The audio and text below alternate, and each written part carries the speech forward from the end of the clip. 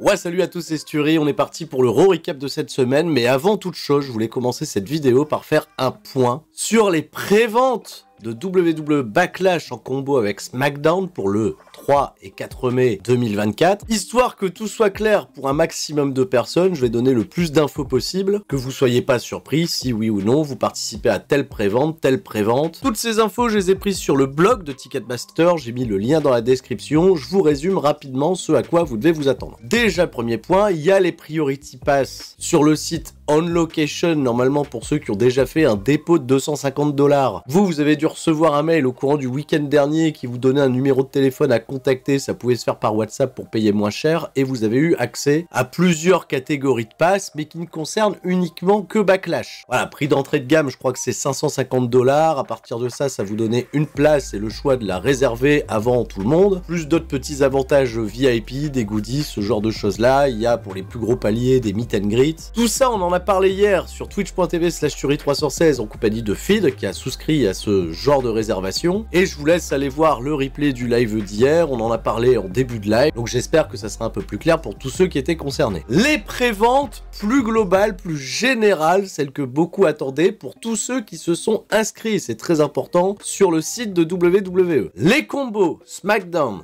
Backlash, c'est ce mercredi à 10h du matin, mercredi 10 janvier, 10h du matin. On aura le reveal des prix des places et seront uniquement mis en vente des combos SmackDown et Backlash. Pas d'individualité. Pour ceux qui se sont inscrits aux préventes via Ticketmaster ou la LDC Arena, là les places seront mis en vente le jeudi 11 janvier à 10h du matin. Et enfin, les places publiques, toujours, et je le précise, pour des combos SmackDown Backlash, ça sera le 12 janvier, vendredi, là aussi à 10h du matin, et là c'est de la billetterie publique, tout le monde y aura accès. J'insiste aussi sur un truc qu'on a découvert, pour le moment, ne sont mis en vente uniquement que des combos, c'est-à-dire que vous allez payer 2 places pour SmackDown, pour Backlash, et on a, au moment où je vous parle, aucune information quant à la mise en vente des shows de manière séparée. Donc là, pour l'instant, WWE va être juste en vente du SmackDown plus du Backlash. À mon niveau, j'en sais pas plus, je sais pas s'il y aura des places individuelles qui seront mises en vente par la suite, c'est comme ça, j'ai pas trouvé d'autres infos. Est-ce qu'il va falloir aller vite? Eh ben, le point de comparaison qu'on a, c'est Bash in Berlin, le show qui est prévu à la fin de l'été du côté de l'Allemagne, à Berlin. Les places les moins chères, donc les plus haut placées, à partir à peu près de 110 $, là-dessus, bah, c'est parti très très vite. Les ringside sont eux aussi partis assez vite. En revanche, il y a beaucoup de places disponibles dans les sections intermédiaires, mais là, les prix des places qui restent du côté de Berlin, c'est à partir de 800 $. Et je le rappelle, pour les deux shows, hein, SmackDown et Berlin. Je compte bien évidemment, s'il y a des questions qui sont posées sous les commentaires, à la bienveillance de chacun, hein, n'hésitez pas à vous entraider. Encore une fois, tous les liens dans la description. Bon courage pour ceux qui cliqueront les plus vite, et oui, les places les moins chères risquent de partir les premières. C'est tout pour cette déjà longue introduction. Recap façon un peu express, je ne vous le cache pas, on est parti, générique. Et un et deux et seulement deux, pas besoin de plus pour être heureux. On se détend, on allume l'ordi, c'est l'heure de retrouver Sturi. Ça va causer de 619, de son pom de pedigree. Mais si comme moi t'as rien compris, t'es quand même le bienvenu. C'est ça le catch, de la passion et du fun. On se prépare pour le corps à corps, donc tout le monde reste fort. Monday Nitro, on est parti, un épisode qui s'est tenu dans la nuit du lundi 8 au mardi 9 janvier 2024 dans la Rip City de Portland dans l'Oregon. Ce soir, dans le main event, Shinsuke Nakamura contre Cody Rhodes, très certainement le chapitre final, et on découvrira un petit peu plus tard dans le show que le match a été décidé dans un street fight. Et on retrouve tout de suite dans le ring Drew McIntyre, qui en a gros sur la patate. Bah oui, il a perdu la semaine dernière à Day One, il réalise à quel point c'était frustrant de mettre lui-même les pieds de Seth Rollins dans les cordes, parce qu'il a pas été focus, quoi. Mais d'un autre côté, il a pas perdu clean, quoi. Qu'est-ce qu'il lui a pris à Damien Priest de cash-in son Money in the Bank à ce moment-là, un cash-in qu'il a décidé lui-même d'interrompre, ce qui lui a fait perdre sa concentration, pression et de se fait perdre le match, de se fait beaucoup de frustration. Drew McIntyre, il est au point de péter un câble et au point même de se dire ouais, est-ce que ce serait pas la fin, tu vois, pour moi? Est-ce que j'ai pas besoin de prendre du temps off de WWE pour me reconcentrer, pour revenir fort? Il ironise même en disant faudrait peut-être que je me barre pendant 9 ans comme CM Punk pour pouvoir revenir et être accueilli avec un plateau d'argent. Et là, ni une ni deux, CM Punk il entend son nom et CM Punk fait sa première apparition, le retour de CM Punk en 2024. CM Punk qui avait été annoncé pour l'épisode. Punk qui débarque, confrontation plutôt électrique avec Drew McIntyre. C'est la première fois que les hommes se font face dans le ring. CM Punk il va tout de suite commencer par se faire accueillir de la plus belle des manières par Portland, puisqu'on est dans la ville de Roddy Piper. Roddy Piper, bon, qui est canadien mais qui a grandi et qui a fait beaucoup pour le catch dans l'Oregon à l'époque. Punk qui va dire que Piper il était connu pour parler, Punk est connu pour parler. Drew McIntyre il est pas forcément connu pour parler, mais bizarrement il parle beaucoup depuis que Punk est de retour à la WWE. McIntyre il balance une grosse bastos à Punk en lui disant tiens, ça fait 1 mois que t'es revenu et tu t'es toujours pas fait virer. Et McIntyre en fait il a une dent depuis longtemps contre CM Punk. Ça remonte à l'époque où il faisait partie de WWE et CM Punk qui se prétendait apparemment être le locker room leader à l'époque de son run de champion, il écoutait pas trop les autres et notamment Drew McIntyre au moment où il en avait le plus besoin, au moment où dans sa vie ça allait pas fort. CM Punk a jamais été là pour lui. Alors McIntyre il s'est tourné vers d'autres personnes comme Randy Orton, mais Randy Orton il avait déjà des démons dans sa tête, alors que Punk lui il est straight edge, il fume pas, il boit pas, il a une discipline de vie plutôt clean et il est pas censé avoir de démons. Le propre démon c'est lui. Mais aujourd'hui on est en 2024, Drew McIntyre il a accompli des choses que CM Punk n'a jamais accompli. Il a remporté le Royal Rumble, il a main eventé WrestleMania, on appuie où ça fait mal pour Punk. Il a plus besoin de leader parce que lui-même est devenu un leader. Là McIntyre il marque un point, il va se moquer lui-même de CM Punk en s'allongeant sur les cordes, c'est plutôt bien foutu. Punk lui rétorque que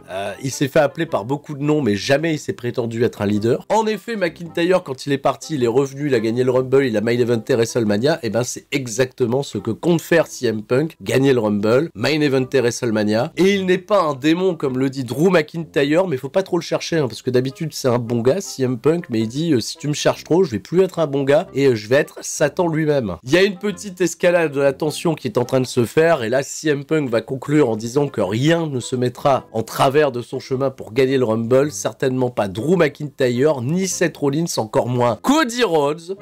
Les favoris, mais Punk il aime bien quand même Drew McIntyre et c'est pour ça qu'il lui promet de l'éliminer le dernier du Rumble, et là il se casse, un petit drop mic. On en reste là statu quo et on retrouvera aucun de ces deux hommes plus tard dans le show. Ça j'ai trouvé ça un peu décevant, autant un petit peu appuyé, un petit peu fouillé, une petite interview backstage ça aurait pu être cool. Entendre parler CM Punk si on le fait pas catcher c'est toujours plaisant, mais c'est tout, on a eu cette superbe mise en bouche, une grosse delivery, grosse promo, belle confrontation entre les deux, belle manière d'ouvrir cet épisode de Monday Nitro. Premier combat de la soirée, c'est Tommaso Ciampa qui va faire face à Finn Balor. J'ai bien aimé que Tommaso Ciampa, pour venir au ring, il a fait une promo pour affirmer les ambitions de DIY, à savoir remporter les championnats par équipe détenus par le Judgment Day. Il a l'occasion justement de battre là Finn Balor. Du part et d'autre, il y a du backup, il y a Gargano, il y a Damian Priest, ça reste plutôt dans les règles. Alors j'ai pas retrouvé, tu vois, toute la magie des grands combats entre Finn Balor et Tommaso Ciampa du côté de NXT Black and Gold. Quelques moves sympas, mais au final le match est assez court, 8 minutes, et c'est, alors de manière un peu surprenante, Tommaso Ciampa qui va remporter la victoire grâce à l'aide de Johnny Gargano qui a attrapé le pied de Finn Balor pendant une tentative de souplesse arrière qui s'est retourné contre lui, et ça a permis à Tommaso Ciampa de remporter la victoire, une petite victoire à la Rick Rude Ultimate Warrior pour les anciens. Les attentions sont claires, on sent que DIY ils vont prendre en chasse le Judgment Day et ça va pas être la grande soirée du Judgment Day, vous le verrez un peu plus tard. Jackie Redmond qui est désormais la seule pour faire les interviews du côté de Monday Nitro. Elle reçoit Becky Lynch qui, je le rappelle, a perdu la semaine dernière contre Nia Jax. Elle se remet pas forcément bien de sa défaite parce qu'elle a peut-être en effet sous-estimé Nia Jax, sa grosse droite qui l'a ouvert à la lèvre, mais elle dramatise pas pour autant, elle se dit ok, elle m'a quand même pas terminé, je suis toujours debout, je suis capable de revenir plus forte. Est-ce que Nia Jax, elle va pas rester sur ses acquis avec cette grosse victoire? Je vais continuer de bosser et mon objectif c'est le Royal Rumble 2024. On enchaîne avec un combat où on doit régler des comptes entre Kofi Kingston d'un côté et Ludwig Kaiser. On nous rappelle ce qui s'est passé avec Kofi Kingston qui a accidentellement blessé Giovanni Vinci qui de ce fait est sur le carreau cette semaine. Kaiser Kaiser, il veut se venger. Alors Kingston, il a toujours pas sa tenue, je sais pas ce qui se passe, il est toujours en short. Alors c'est pas pour me déplaire, hein, parce qu'en plus de ça, on a un match qui est plutôt très disputé entre les deux, un bon règlement de compte. J'ai même carrément préféré ce combat-là au premier, alors que Ciampa, Baylor, c'est quand même des valeurs sûres. Kaiser, qui est très agressif sur ce combat, va à la fin de match totalement péter un câble, ça va se terminer par un double décompte à l'extérieur. La sécurité est arrivée pour séparer les deux hommes, et dans tout ce brouhaha, on a eu un lancer de chaise fantastique de Kaiser sur la tête de Kingston, et puis derrière, il l'a ruiné encore avec un dropkick. C'est un Kaiser qui pète un câble, c'est un man on a mission, un homme en mission qui veut tout simplement venger son pote Vinci, quoi. Finalement, venge le pote. Il porte la baraque, hein. Il est le seul d'Imperium à être là, il porte la baraque, alors c'est important. Alors attention, ça sera annoncé un peu plus tard, mais j'anticipe. Gunther, le ring général, fera son retour la semaine prochaine. Intéressant. Michael Cole reçoit sur le ring en entrevue Nia Jax, et Nia Jax, alors là, elle se pavane, hein, on m'a pas pris au sérieux, qu'est-ce qui se passe depuis que je suis là? Je mets tout le monde à terre, j'ai défoncé Becky Lynch la semaine dernière, qui peut m'arrêter? Elle menace même Michael Cole, hein, qui avait rien demandé, le pauvre, et là, musique de Rhea Ripley. Énorme pop à l'arrivée de Rhea Ripley, quiconque interrompt Nia Jax va choper une grosse pop, alors la championne qui est déjà populaire malgré son statut de heel, je vous laisse imaginer, et la confrontation elle est plutôt cool entre les deux, hein, parce que Nia Jax, elle a des arguments, hein. Rhea Ripley, elle l'a jamais affronté en 1v1, Nia Jax, elle l'avait mis sur le cul pour son retour à la WWE. Rhea Ripley, elle lui dit qu'elle est pas Becky Lynch, hein, et qu'elle est une véritable menace pour cette division féminine. Alors, c'est marrant parce que la tension, elle s'installe, Nia Jax, elle paraît être l'aspirante numéro 1 légitime, hein, au vu de son gros momentum accumulé, et pourtant, Nia Jax, elle déclare qu'elle va être dans le Royal Rumble, qu'elle va le remporter, qu'elle va choisir Rhea Ripley, qu'il n'y aura pas d'autre endroit où fuir, elle aura pas d'autre choix que de l'affronter.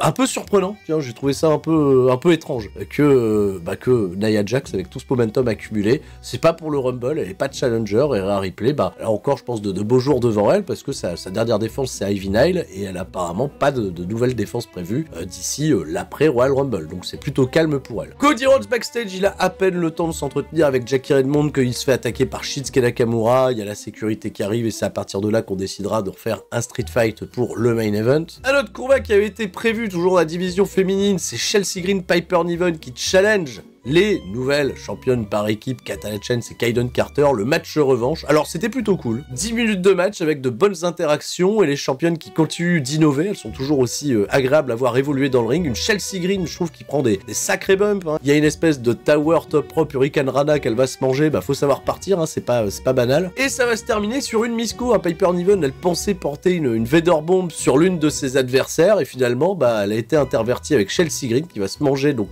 l'attaque de Piper Niven qui va être dégagée, puis Kaiden Carter et Katana Chance vont conserver les championnats par équipe. Ça a été très observé backstage par toutes les filles qui sont dans la mid-card de Monday Nitro. Pas de traces de Asuka et de Kairi Sane, c'est peut-être le moment de venir du côté de Raw, de faire un impact, vu qu'apparemment c'est l'objectif du côté de Damage Control d'aller chercher ces championnats par équipe féminins qui n'apparaissent pas pour le moment vraiment du côté de SmackDown.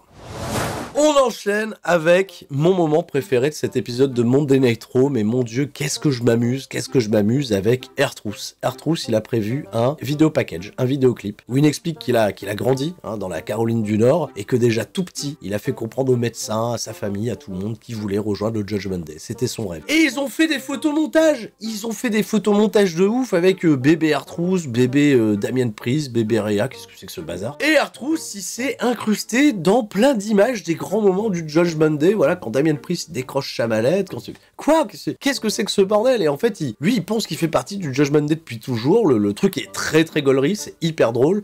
Bien sûr, il dit, il y a un petit peu de chamaille entre nous, c'est pour ça qu'avec JD McDonough, voilà, il y a eu ce match, on l'a dégagé. Mais ensemble, on est une vraie famille, on est solidaires, et même si vous avez envie de parler à quelqu'un, le Judgment Day est toujours là, avant toute chose, c'est l'amour. Et il remercie tout le monde, Finn Balor, Damien Priest, Rhea Ripley, Tom et Nick Mysterio. Je connais très bien Tom, mais je connais pas encore Nick, mais Nick, je t'aime comme un frère. J'étais écroulé, hyper bonne blague. Vivez, marrez-vous, aimez, voilà, c'est le slogan, le Judgment Day, R-Truth, quoi. Et le pire, c'est qu'il y a le Judgment Day, ils ont regardé sa backstage, ils ont fait, mais c'est quoi ce bordel, qu'est-ce qui se passe? Ils sont restés pantois, les mecs. Alors Damien Priest, attention, il a dit, bon, ça va, c'est pas méchant, quoi, je trouve que c'est un petit peu drôle, quoi. Ah, mais c'est drôle, mais à un moment, faudrait peut-être arrêter de déconner, quoi. Alors, un petit état des lieux, justement, parce que tout le monde va se chambrer, là, qu'est-ce qui se passe avec DIY, là, il y a Tommaso Ciampa qui a battu Finn Balor, ouais, bon, on va s'en sortir, y a pas de problème. Damien Priest qui contre-attaque sur Rhea Ripley, ouais, et meuf et tout avec Nia Jax, là, elle t'a un petit peu mis mal, là, sur la promo. Y a un petit côté, mêlez-vous de vos culs, pendant ce tour-là, bah ouais, JD McDonagh, toi, tu vas aller affronter le Miz, donc t'as pas intérêt de décevoir. Et on est parti tout de suite, c'est le prochain combat, le Miz contre JD McDonagh, c'est un très bon match, qui a duré 12 minutes, avec aux abords du ring, R-Truth qui a voulu encore une fois faire copain-copain avec Tom et Nick Mysterio, et finalement, bah oui, R-Truth va plus être là à encourager le Miz, et il y a une très bonne alchimie, j'ai trouvé, entre le Miz et JD McDonagh, le match est vraiment chouette, et bon, même s'il n'a pas coûté directement la victoire à JD McDonagh, il était clairement du côté du Miz, le Miz a remporté la victoire, avec un bon travail d'ailleurs sur le genou, j'ai bien aimé le petit leg work en fin de match pour amener la figure 4 leg lock, skull crushing finale, voilà, victoire, et derrière, là, le Judgment Day, on s'est dit, bon ok,